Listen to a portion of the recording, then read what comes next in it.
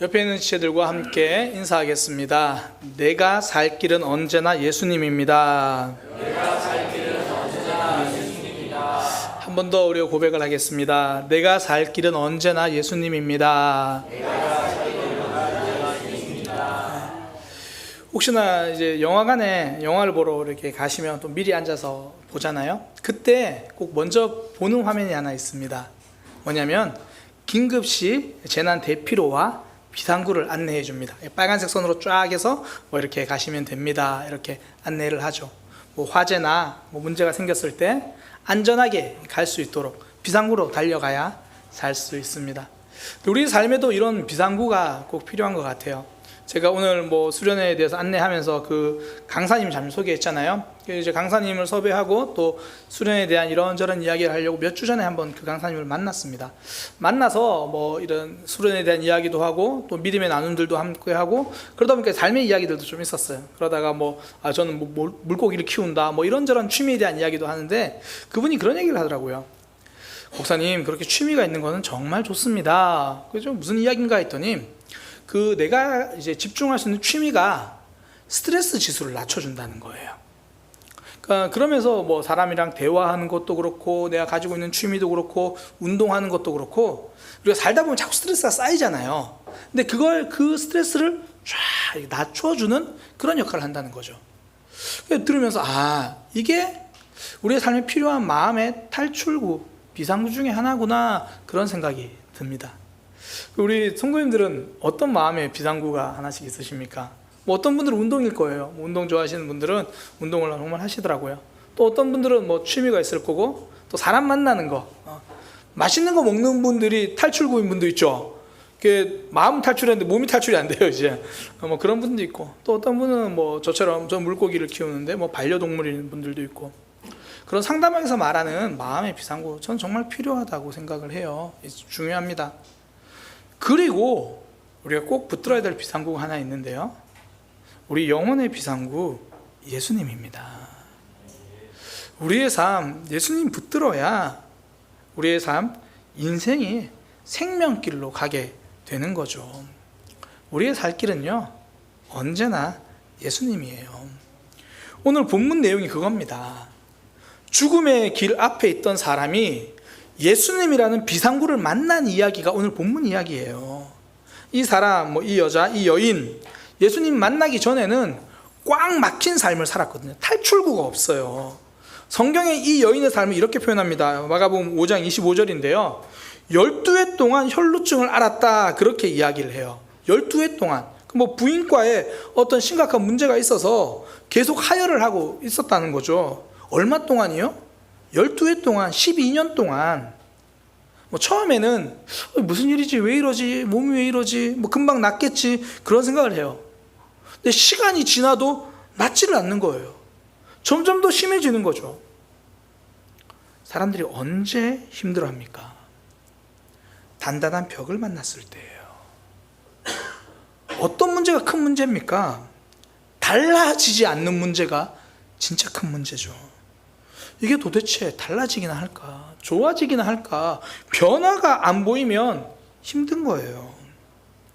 직장생활이 힘든 이유가 어제의 아픔이 내일 자고 일어나서 출근하면 또 있을 것 같으니까 그래서 직장생활이 힘들잖아요.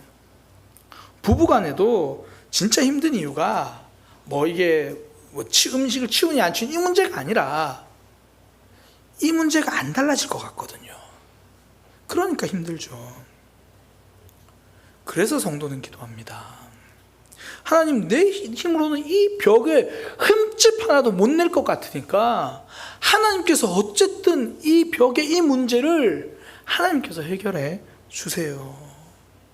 이 여인도요, 이 삶에서 질병이라는 이 단단한 벽 결국 무너질 수 있었던 것은 예수님께로 나왔기 때문이에요. 12년 동안 꽉 막혀있던 벽이었는데 예수님 만나고 나서야 그 벽에 비상구가 생기는 거예요. 생명길로 가는 거죠. 오늘은 이 이야기를 하려고 합니다. 하나님이 도대체 어떤 과정을 통해서 이 여인이 예수님 앞에 나오고 그렇게 치유받고 구원받을 수 있었는가? 하나님이 그 과정을 만들어 가셨잖아요. 하나님이 이 여인 이야기를 우리에게 하시려는 게 아니에요. 이 과정처럼 나도 너희를 이렇게 부르고 있다는 거예요. 우리에게도 이런 모습을 하나님이 기대하시는 거죠. 우리 모두도 생명길 새로운 삶을 경험하는 저와 여러분이 되기를 소망합니다. 그럼 하나님이 어떻게 우리 삶을 만들어 가시나? 지금 뭘 기대하고 계시나? 첫 번째는요, 방향 전환이에요. 삶에 문제가 생기면 누구나 해결하고 싶어 합니다. 나는 이 문제가 좋으니까 여기 있을래요. 그런 사람 한 명도 없어요. 다 해결하고 싶어 하는데 중요한 건 방향이에요. 이 여인도요, 12년 동안 진짜 많은 노력을 했거든요. 26절에 그 이야기가 나와요. 마가복음 5장 26절에 많은 의사에게 많은 괴로움을 받고 얼마나 노력했냐면 가진 게 다 허비될 때까지 그렇게 한 거예요. 그러니까 노력했죠. 벗어나려고 몸부림을 쳤습니다. 많은 의사에게 가진 거 다 쓸 때까지 해봤어요. 근데 답이 안 됩니다. 해결이 안 돼요. 거기엔 답이 없으니까. 이 여인은 결국 예수님께로 방향을 전환했을 때 그 삶의 길이 열려요. 지금도 삶의 문제 속에서 맴도는 이들이 있잖아요. 그런 인생들이 있어요. 엉뚱한 방향에서 답을 찾고 있어서 그래요. 사람들 보면 나 투자해서 벌겠다. 엉뚱한 방향에서 있으면 계속 거기서 맴돌고 있잖아요. 숫자 6개 이거 언제 맞냐. 차라리 그 돈을 모아서 맛있는 걸 사 먹으면 건강이라도 할 텐데. 엉뚱한 방향이 있으니까 계속 삶이 무너지는 거죠. 진짜 답은 하나님께 있습니다. 그쪽으로 방향이 전환돼야 되는 거죠. 제가 지난주에도 말씀을 드렸는데요. 사랑과의 문제 있잖아요. 그 사실 깊이 들어가면 사랑과의 관계가 문제가 아니라 하나님과의 문제예요. 성경에서 왜 성령의 열매 9가지 이야기하잖아요. 9가지를 다 안 봐도 돼요. 4가지만 봐도 사랑, 희락, 기쁨이잖아요. 화평, 오래 참음. 사실 이것만 해결돼도요, 문제, 사랑 관계의 문제 95%는 다 풀려요. 사랑, 내가 품으라는 거잖아요. 희락, 기쁨, 마음의 여유를 가지라는 거잖아요. 왜 저 사람의 한마디가 날 힘들게 해요? 내 마음에 여유가 없으니까. 세 번째, 화평, 내가 이걸 풀어가라는 거잖아요. 네 번째, 오래 참음, 그 사람이 나를 좀 그래도 오래 참음 견딤이라는 거잖아요. 결국 하나님이 내게 주시는 말씀을 붙들고 있으면 관계의 95%, 98%다 풀려요. 우리가 그런 경험 해봤잖아요. 처음에는 이 사람이 날 자꾸 힘들게 해서, 미설이가 날 자꾸 힘들게 해서 하나님께 막 열심히 기도했더니 하나님은 저한테 사랑을 말씀하시는 거예요. 야, 너 미설이 사랑 안 했잖아. 또 제대로 사랑해야지. 하나님, 박명선 집사님은 왜 맨날 저렇게 분열을 일으킬까요? 제가 막 그렇게 엎드려 기도했어요. 보통 다른 사람이 분열을 일으킨다고 기도한 사람들 있잖아요. 그 사람일 확률이 많아요. 본인일 확률이 많아요. 하나님, 왜 저 사람이 자꾸 분열을 일으키죠? 그때 하나님이 이런 말씀하시죠. 네가 화평의 도구가 되어라. 결국 나를 화평의 도구로 만들어 가시고 나를 사랑의 사람으로 만들어 가시는 거죠. 그 신앙이요, 헬스랑 참 비슷하다는 생각이 참 많이 들어요. 내가 근육이 붙고 힘이 생기면 이게 무거운 아령, 덤벨이라고 하죠. 무거운 아령도 들거든요. 처음에 사람들은 이 문제의 아령이 무거우니까 이거 무게 낮춰주세요, 그렇게 이야기합니다. 이거 앞에 있으니까 이거 치워주세요, 그렇게 이야기를 해요. 누가 치워주길 바래요. 근데 방향을 전환해서 하나님께로 가잖아요. 그럼 하나님이 뭐라 그러시냐면 사랑의 힘을 기르라고 말씀하세요. 하나님은 견딤의 힘을 기르라고 말씀하세요. 그러니까 돌아보면 그 시작은 방향 전환이었던 거예요.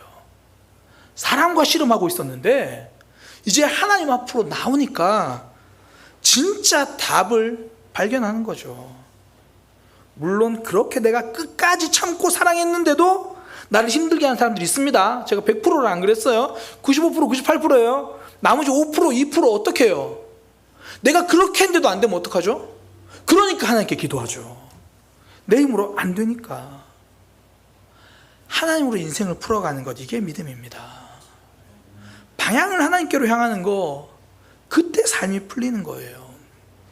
이 여인의 모습이 다 그렇습니다.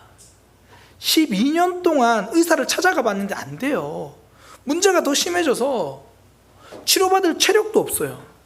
가진 치료비 다 써서 다른 거 시도해 볼 겨를이 없는 거예요. 우리도 그렇잖아요. 사람한테 계속 상처받다 보면 사람 만나는 것도 겁나요. 거기서 지쳐가는 거예요. 더 이상 방법이 없으니까, 시도할 방법이 없으니까 방향을 돌려서 예수님께 갑니다. 그러니까 이 여인에게는 최후의 선택이에요. 최후의 선택인데 이게 최고의 선택이 된 겁니다. 결국 해결이 돼요. 5장 29절에 이에 그 혈루 근원이 곧 마름에 병이 나은 줄을 몸에 깨달으니라. 방법이 없어서 마지막으로 그냥 찾아갔는데 그게 인생의 최고의 선택이죠. 그러니까 방법이 없는 줄 알았는데 방향을 돌려 다른 방법으로 향해 가니까 되더라는 거예요. 그 성공한 CEO들이 공통적으로 하는 말이 여러 가지가 있는데요. 그 중에 하나가 안 되는 일이란 다른 방법이 필요한 일이다, 이렇게 이야기를 해요. 그러니까 성공하는 것 같아요. 안 된다고 포기하는 게 아니라 다른 방법이 필요한 일이다. 그 에디슨도 이와 비슷한 이야기를 했거든요. 에디슨이 전구를 개발할 때 그 가운데 이제 필라멘트라고 하죠. 그거를 도대체 어떤 걸 써야 효율적인가, 빛이 나고 이게 오래 가는가, 이것저것 다 바꿔서 해봤어요. 뭐 정확한 횟수가 맞는지 모르겠지만 1000번을 넘게 했대요. 그 주변에서 그런 얘기 하잖아요. 이거 써도 끊어지고, 이거 써도 타버리고, 이거 써도 터지고. 그러니까 1000번을 실패했으면 이제 좀 그만해. 그때 에디슨이 뭐라 그랬냐면, 나는 1000번을 실패한 게 아니라 어떻게 하면 안 되는지 그 방법을 1000가지 배운 거다, 그렇게 이야기를 한 거예요. 그동안의 실패가 결국 하나의 정답을 찾기 위해서 가는 방법인 거죠. 길인 거예요. 그러니까 경영과 사업에서는 안 되는 일이란 다른 방법이 필요한 그런 일이죠. 우리 신앙도 동일합니다. 내 힘으로 안 되는 일은요, 하나님 앞으로 나와야 되는 일이라는 거예요. 하나님이 하실 일이죠. 이 여인은 하다 안 돼서 마지막 선택으로, 최후의 선택으로 나가서 해결됐잖아요. 그럼 우리는 그런 생각합니다. 나는 하다 안 될 때 나가지 말고 처음부터 딱 이렇게 하나님께 나아가서 안 넘어지고 아프지 않고 열심히 해보자. 제 경험으로는요, 그거 안 돼요. 저도 목사라서 답을 알거든요. 이거 말씀대로 해야지. 그런데 그게 한 번에 잘 안 돼요. 그러다가 내 방법대로 하고, 내 힘대로 하고, 내 생각대로 하다가 또 깨지고 아프고 힘들고, 이게 아니구나. 그러니까 처음부터 막 하나님 바라보고 믿음의 선택을 하는 게 어렵더라고요. 그러니까 최초에는 우리가 하나님을 못 붙들었을 수 있어요. 그렇다고 계속 그 아픔을 반복할 필요는 없잖아요. 처음에는 붙들지 못했어도 지금부터는 붙들 수 있잖아요. 우리의 삶 최초의 선택이 하나님을 선택하지 못했어도 지금부터는 하나님을 붙들 수 있습니다. 굳이 12년 동안 괴로움 속에서 삶의 에너지를 허비하면서 고생할 이유가 없습니다. 또 지금까지 12년 동안 내 힘으로 살아보겠다고 고생했으면 이제는 하나님께로 방향을 돌릴 때가 됐죠. 내 힘으로 인생 사라지던가요. 힘들잖아요. 사람과의 관계도 그렇고, 가족들 관계도 그렇고, 내 힘으로 풀 수 없어요. 그때가 하나님께로 방향을 돌릴 때입니다. 신앙생활도 그래요. 누가 우리의 동역자입니까? 하나님께로 방향 전환하도록 도와주는 사람이 동역자입니다. 힘들 때 같이 일해주는 사람 있겠죠. 주방 봉사해야 되는데 해야 되는데 옆에서 도와주는 사람 고맙죠. 힘들 때 같이 울어주는 사람, 이 사람도 고마워요. 근데 진짜는요, 진짜 동역자는 방향 전환할 수 있도록 도와주는 사람이에요. 나는 걱정하고 있는데 기도하라가 아니라 같이 붙잡고 기도해 주는 사람. 난 정말 힘든데 예배가 답이다가 아니라 우리 집에 성경책 찾아들고 와가지고 앉아서 같이 예배해 주는 사람. 같이 놀러 가는 사람도 좋고 맛집 데려가 준 사람도 좋죠. 좋아요. 진짜 좋아요. 맛집 데려가는 사람 좋은데 하나님 앞으로 이끌어 주는 사람, 그 사람이 은인입니다. 그 사람이 동력자예요. 이번 수련회가 그렇잖아요. 일단 참석하는 자체가 방향 전환이 되는 거죠. 또 저는 목적을 그렇게 잡았으면 좋겠어요. 하나님, 제가 이번 수련회 통해서 하나님을 향해서 내가 방향 전환하도록 인도하여 주옵소서. 얼마나 좋아요. 저녁 그래 가깝잖아요. 그러니까 저녁 집회 때 평소에 전도하고 싶었던 분들 저녁 집회 때 부르세요.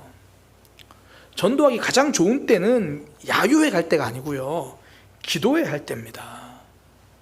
내가 전도회 될 대상자가 만약에 딱 하나만 참석할 수 있다고 하면 레크리에이션 때 부르지 말고 기도회 때 부르세요. 그래야 변화가 되죠. 그래야 하나님 믿죠. 목사님 그러면 부담스러워하면 어떡해요? 막 다들 큰 소리로 기도하고 막 울고 그러면 이상하다고 그러면 안 오면 어떡해요? 다 설명해 주면 되니까. 먼저 말해 주면 되니까. 야유에 따라갔다가 교회까지 오려면요 오래 걸려요. 또 그렇게 교회를 와도 예수님 앞자리까지 나오려면 시간이 더 오래 걸려요.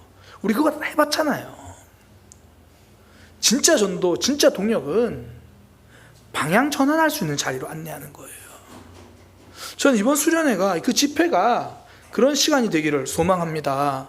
그래서 장로님들, 저 전사님 그렇게 위에서 기도하려고 준비하는 거예요. 하나님이 서울에서 하도록 인도하신 이유가 있다니까요. 이게 밤엔 집에 가야지 이런 게 아니라 우리 주변에도 왜 함께 신앙생활 하는 분들 중에, 다른 교회 다니는 분들 중에 평소에는 주일날 그 교회 다니는 가고 섬기고, 이번 기회에 같이 불러서 저녁에 뜨겁게 기도하는 거죠. 야, 너 교회 다니면서 요즘 기도 잘 안 하고 있잖아. 함께 기도하자. 저녁에 집회만 오면 되니까 함께 하자. 그래서 저녁에 집회만 가도 돼. 저녁에 집회만 와도 돼요. 7시부터 하니까 오면 되죠. 그렇게 가서 하나님께 집중하는 시간 가지고 초청해서 함께 기도하고, 그렇게 방향 전환의 기회를 삼는 거죠. 이게 동역자입니다. 그게 진짜 힘이에요. 그리고 오해하지 마세요. 진짜 급한 건 남이 아니라 납니다. 다른 사람 방향 전환보다 내가 먼저 하나님 앞에 서야죠. 마귀의 역사가 뭔가요? 그 자리에 머물러 있으라는 거잖아요. 가만히 있어라. 그냥 그 자리에서 열심히 하면 되지.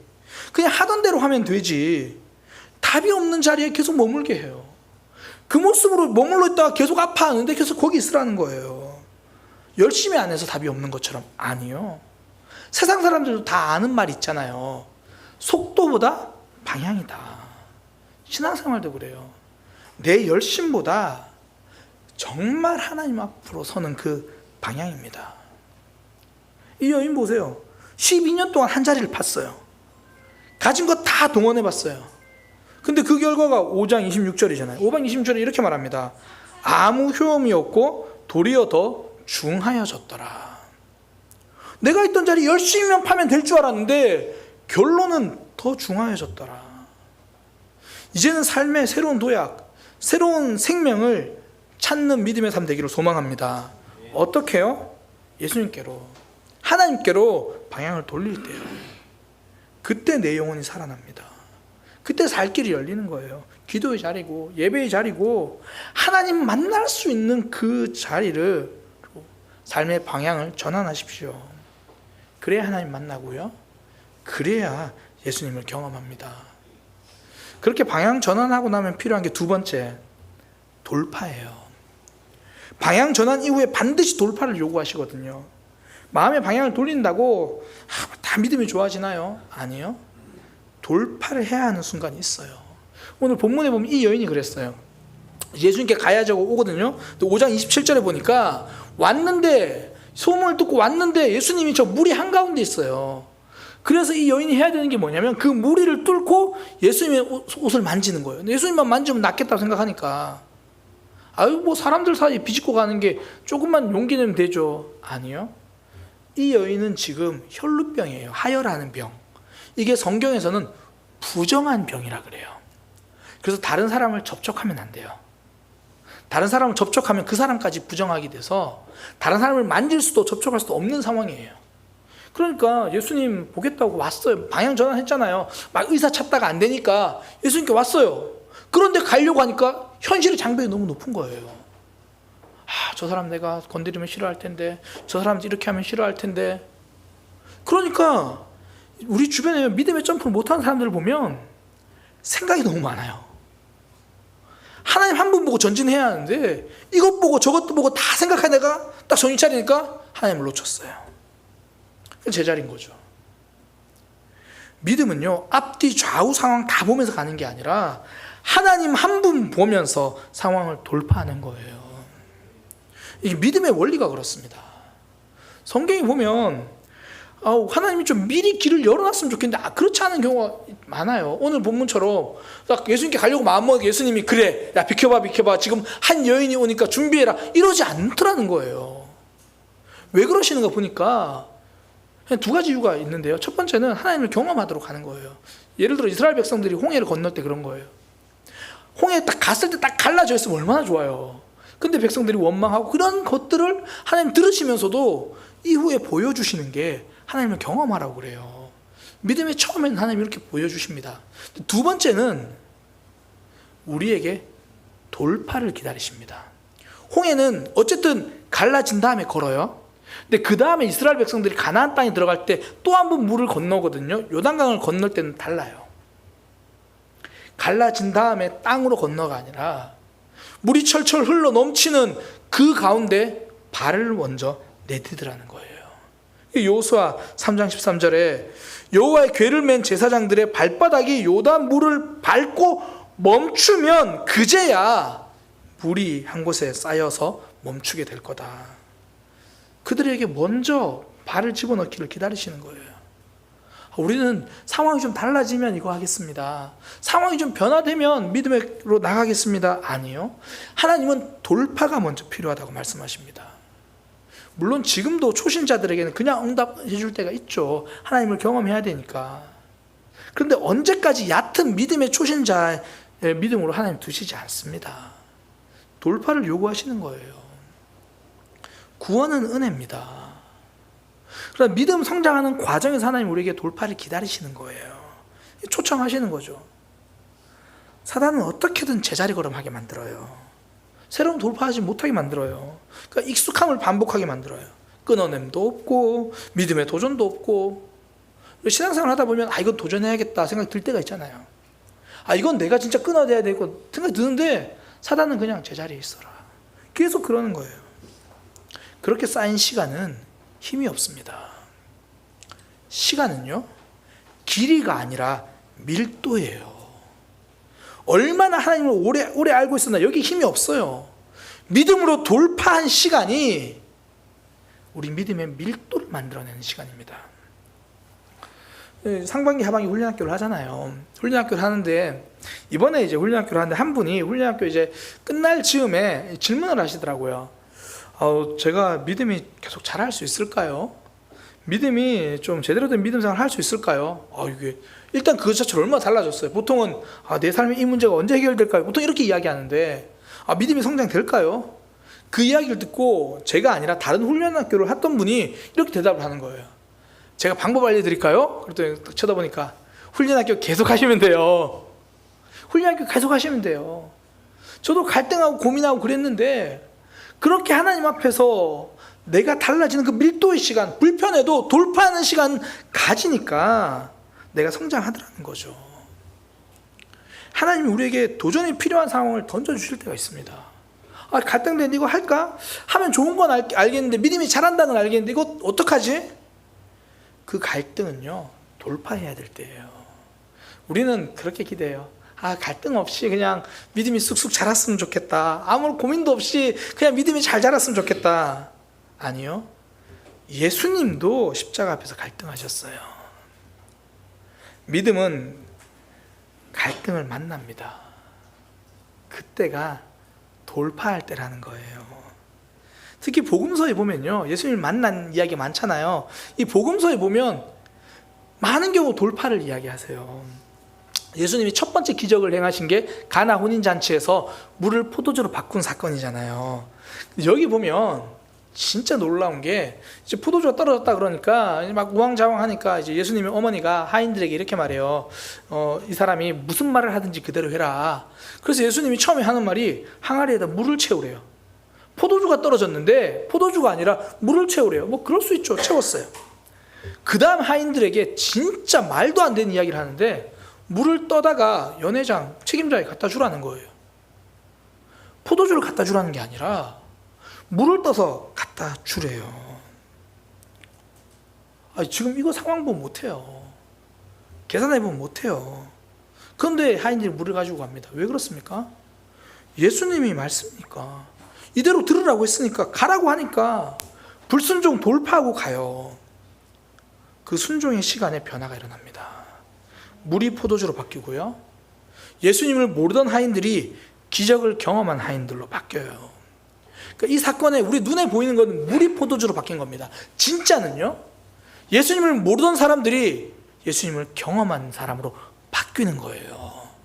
그래서 그 본문은 이렇게 말합니다. 요한복음 2장 9절에 연회장은 물로 된 포도주를 맛보고도 어디서 났는지 몰라요. 그냥 떠다 준 거 먹었으니까. 근데 물 떠온 하인은 알더라. 연회장은 그냥 맛있는 포도주 먹은 사람일 뿐이에요. 누군 응답 받았더라, 누군 이런 좋은 일 있었다더라, 들은 사람일 뿐이에요. 왜? 믿음으로 돌파한 적이 없으니까. 근데 하인들은 다르죠. 기적을 경험해요. 그냥 앉아서 다 변화된 포도주를 먹은 사람과 떨리는 마음이지만, 아직 물이지만 순종하는 마음으로 가지고 간 사람, 믿음의 밀도가 다르잖아요. 갈등과 고민 속에서 결국 순종을 선택한 하인들의 손이 기적을 경험하는 손이 되는 겁니다. 하나님 우리를 그렇게 부르실 때가 있잖아요. 이거 진짜 이걸 이렇게 하라고? 너무 어려운데? 이거 버리라고? 너무 어려운데? 그 걸음으로 나아갈 때 저와 여러분의 삶이 새로운 기적의 삶이 됩니다. 하나님 그렇게 역사하시는 거예요. 제가 김미경 강사에 대한 이야기를 가끔 하잖아요. 개인적으로 저는 이제 그분의 책을 참 좋아합니다. 특히 이제 꿈에 대한 이야기를 참 좋아하는데, 그분이 그런 얘기를 해요. 많은 사람들이 꿈을 찾으려고 어떻게 꿈을 찾지? 그러면서 꼭 꿈을 쇼핑하는 것처럼 한다, 그렇게 이야기를 해요. 그래서 이렇게 말하더라고요. 나는 내가 평생에 이루고 싶은 그런 꿈을 꼭 찾고 말 거야. 그거 잘못된 거다. 꿈은 좋은 꿈을 찾는 것도 아니고, 어디 가서 좋은 꿈 내가 가져야지 쇼핑하는 쇼핑센터가 아니다. 가슴 뛰는 꿈을 운명처럼 만나는 게 아니고, 한 자리에서 10년 동안 피와 땀을 쏟을 때 그때부터 그 일에 내 심장이 뛰기 시작하는 거다. 전 믿음의 성장도 동일하다고 생각해요. 좋은 꿈은 가만히 앉아서 찾고 만나는 게 아니듯이, 성숙된 믿음도 그냥 내가 가만히 앉아있으면 그 나의 익숙한 위에서 뭔가 성숙이 툭 떨어지고 감나무에서 감 떨어지듯이, 그게 아니라는 거예요. 믿음에 도전도 없고 자기 깨어짐에 순종도 없이 보낸 10년은 성숙이 아니라 익숙입니다. 그러니 10년 넘게 교회 다니고도 말 한마디에 넘어지잖아요. 사단은 계속 익숙함에 머물러 있으라 그래요. 그래서 넘어뜨리는 거죠. 그때마다 하나님은 넘어져 있느냐? 그래, 이제 돌파하자. 넘어져 있느냐? 새롭게 나아가자. 계속 초청하고 도전하고 내모시죠. 새로운 기적의 사람을 만들어내시려고, 새로운 믿음의 사람으로 만들어내시려고. 오늘 본문의 예수님도 그래요. 이 여자가 뒤에서 그래도 예수님 만졌잖아요. 그럼 그냥 보내주시면 되는데 여기서 한 번 더 믿음의 도전을 요구하십니다. 보세요. 이 여인이 예수님 만지면 살겠다고 해서 정말 사람들 틈을 뚫고, 얼마나 대단해요. 그럼 만졌잖아요. 그리고 병이 나았어요. 그럼 예수님은 그냥 넘어가시면 되는데, 이제는 뒤에서 만진 걸로 끝나지 말고 앞에 나와서 당당하게 말하라는 거예요. 정말 어렵거든요. 난 부정한 여인이었고, 비록 나았다고 하지만 다시 앞에 나가 사람들 앞에 이야기하는 건 어려워요. 근데 예수님 나오라 그래요. 마가복음 5장 30절, 예수께서 그 능력이 자기에게 나간 줄을 곧 아시고 무리 가운데 돌이켜 말씀하시되 누가 내 옷에 손을 댔느냐? 굳이 이 여자를 찾으세요. 몰라서 그러시나요? 아니요. 당당하게 고백하고 나오기를 기다리시는 거예요. 그래서 이 여자가 기다리다가 결국 나와요. 5장 33절에 여자가 자기에게 이루어진 일을 알고 두려워하여 떨며 와서, 한 번 더 나아간다는 건 두려운 일이에요. 한 번 더 나아간다는 건 떨리는 일이에요. 그런데 나와서 모든 이야기를 하잖아요. 모든 사실을 다 이야기해요. 숨기고 싶은 이야기도 있을 텐데, 그때 예수님이 하신 말씀 34절에 따라 내 믿음이 너를 구원하였으니 평안히 가라. 내 병에서 놓여 건강할지어다. 병 고치러 왔다가 한 번 더 용기 내고 나니까 영혼의 구원을 받는 거예요. 언제까지 문제 해결해달라고 기도한 삶을 살 수는 없잖아요. 한 번 더 부르실 때가 있습니다. 그때 갈등에 멈추지 않고 돌파하면 영혼이 살아나요. 믿음이 성장하는 겁니다. 믿음의 돌파라는 측면에서 한 가지 좀 더 살펴보기 원하는 게요, 이 사건의 앞뒤 이야기입니다.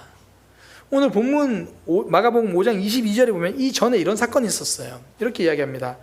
그 야이로라는 사람이 예수님께 와요. 발 아래 엎드려요. 그래서 뭐라고 얘기하냐면 내 딸이 죽게 되었으니 내 딸의 병을 고쳐주세요. 그래서 예수님이 이 야이로의 딸을 고쳐주러 가는 중에 이 여인이 예수님을 만난 거예요. 그러니까 야이로가 했던 말이 뭐냐면 내 딸이 곧 죽게 되었으니 빨리 와서 고쳐주세요. 급하거든요. 그런데 예수님이 이 여인과 대화를 하고 있는 거예요. 보세요. 지금 한 아이가 지금 병들어 죽게 됐대요. 나중에 나오지만 이 나이가 12살이거든요. 12살 된 소녀가 아프다는데 빨리 가서 고쳐주셔야죠. 근데 가다가 누가 예수님의 옷을 만져요. 그 여인 치료됐어요. 예수님 입장에서는 잘 됐다. 바쁜데 그래 지가 알아서 잘 고침받고 가네. 그럼 끝나야 되는데 거기서 멈춰요. 누가 날 만졌는지 찾으세요. 그리고 그 여인이 고백하고 나오니까 그 이야기를 다 들으세요. 지금 야이로가 속이 탑니다. 예수님 여기서 이러고 있을 때가 아닌데요. 그래서 어떻게 되냐면 결국 대화가 끝나고 나니까 딸도 죽습니다. 35절에 아직 예수께서 말씀하실 때 회당장인 집에서 사람이 와서 회당장에게 이르되 당신의 딸이 죽었나이다. 어찌하여 선생을 더 괴롭게 하나이까. 이제 예수님 안 오셔도 됩니다. 그 이야기예요. 예수님 시간 조절에 실패하셨습니까? 아니요. 예수님 그 다음 이렇게 말씀해요. 36절에 회당장에게 이르되 두려워하지 말고 믿기만 하라. 예수님이 책임지신다는 거예요. 급한 일, 꼭 필요한 일, 예수님이 책임지신다는 거예요. 그리고 진짜 책임지십니다. 뒤에 보면 41절 42절에 보면 소녀야 일어나라 하시니 소녀가 곧 일어나 걸으니라. 지금 야이로의 마음은 급해요. 근데 예수님은 믿기만 하라고 하세요. 그리고 책임지십니다. 우리가 믿음의 돌파가 힘든 이유가 무엇입니까? 지금 믿음보다 더 급한 일이 있어서 그래요. 내 시간, 내 상황, 믿음 말고 다른 거 붙들어야 하는 급한 일이 생겨서 그렇거든요. 그래서 오늘 본문이 우리에게 알려주는 것, 나머지는 하나님이 다 알아서 하신다. 두려워 말고 믿기만 하라. 너는 그냥 신뢰하면 된다. 그 결과 하나님이 정말 책임지시잖아요. 사실 우리가 신앙생활 할 때 갈등도 되죠. 고민도 돼요. 계산해보면 이게 답이 안 나올 때가 있어요. 왜 그렇습니까? 답은 하나님께 있거든요. 그 돌파를 할 때 그 하나님을 경험하는 거죠. 저는 오늘 이 예수님의 말씀을 꼭 기억하기를 원합니다. 36절에 두려워하지 말고 믿기만 하라. 돌파는 여기서 가능합니다. 두려워하지 말고 믿기만 하라. 저와 여러분도 예수님 믿는 사람이잖아요. 이제 우리도 상황을 돌파하고 하나님의 놀라운 역사를 경험하는 저와 여러분이 되기를 소망합니다. 오늘 본문에 등장한 여인, 인생의 비상구가 필요했어요. 예수님이 그 비상구가 되어 주십니다. 하나님은 어떤 통로로 그녀가 이 비상구를 경험하게 하셨습니까? 첫 번째, 방향 전환이에요. 더 이상 사람 앞에서 안 되는 문제 붙들고 있지 말고 하나님 앞자리로 진짜 가자는 겁니다. 그리고 그때 하나님 말씀하시는 거 있잖아요. 그렇게 돌파하는 거예요. 내 생각에 갇혀있지 말고, 내 상황에 갇혀있지 말고, 그때 예수님이 우리 인생의 길이 되어 주십니다. 그렇게 예수님의 길 대신 예수님의 은혜를 경험하는 저와 여러분이 되기를 소망합니다.